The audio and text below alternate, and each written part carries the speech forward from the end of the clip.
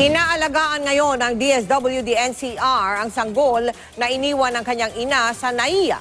Ayon sa DSWD, posibleng makasuhan ang ina ng bata dahil sa pag-abandona sa kanyang anak. Nakatutok si Tina Panganiban Perez.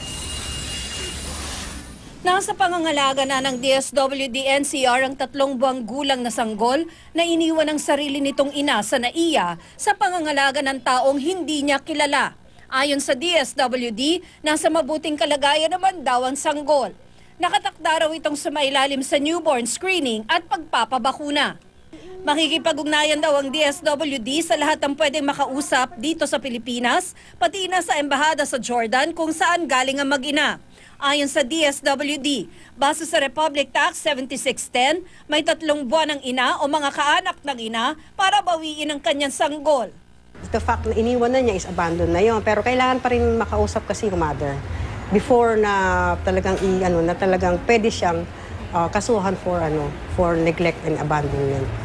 Sa halin magdesisyon ng nanay na bawiin ang sanggol, hindi niya ito agad-agad may uuwi. Daan mo na sa proseso, i-assess yung parenting capability niya.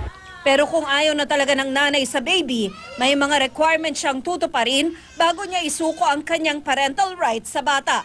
Hindi ganun kadali yun kasi mag-undergo siya, she has to undergo series of counseling. Kung talagang yun ang decision niya, saka siya pipirma. Pwede rin namang ibigay ang kustudiya ng sanggol sa mga kaanak ng ina sakaling payag sila at kaya nila itong alagaan. Kailangan muna na patunayan niya na talaga siya yung father.